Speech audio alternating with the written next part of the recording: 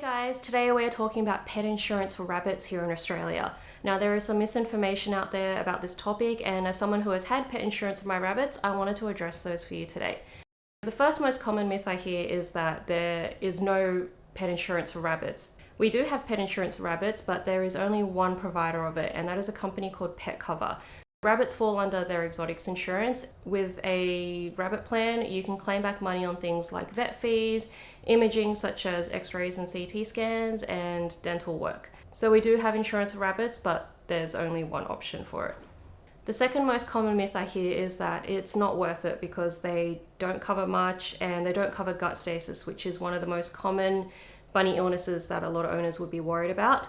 The truth is, gut stasis is covered as long as your bunny hasn't had it before. So I think a very common scenario that's happening is a bunny has an episode of gut stasis, and these things tend to happen at night, or the owner notices it at night because that's when bunnies tend to be more active and they're supposed to be eating.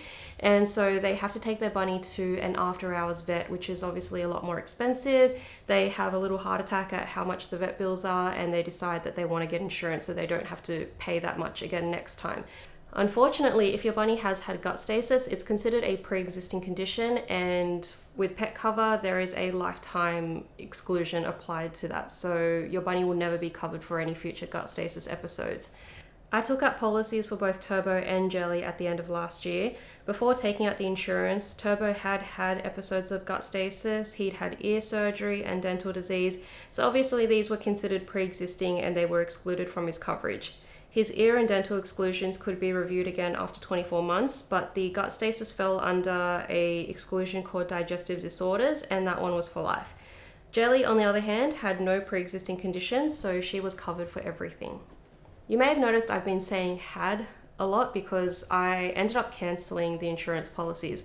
The reason I cancelled is because Turbo was the one racking up all of the vet bills, and because he had so many exclusions on his policy, it kind of made it a bit pointless for him, especially with the digestive disorders and the teeth thing, because so many bunny illnesses are related to dental health and gut health.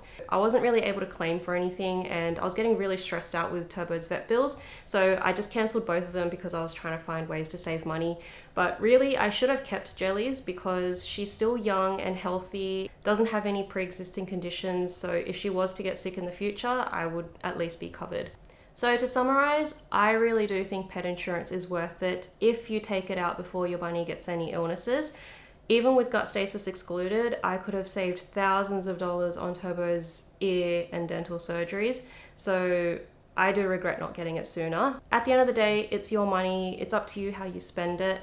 Some people don't do insurance. They'll just keep an emergency fund in their bank account and pay the bills as they come. If you are considering insurance, to give you an idea of the costs, Jelly was on the more basic plan, so hers was $20 a month and we could claim back up to $2,000 a year in vet bills. Turbo was on a slightly higher plan, so his one was $25 a month and we could claim up to $4,000 a year in vet bills. But the best way to figure out if it's going to be worth it for you is to just call them up and get a quote. So they'll ask you things like your bunny's age, sex, breed, medical history. They're also going to contact your vet and get any of the medical records they have so they can determine any pre-existing conditions. That way they can give you an accurate quote and tell you exactly what will and will not be covered for your bunnies, and then you can decide if it's going to be worth it for you.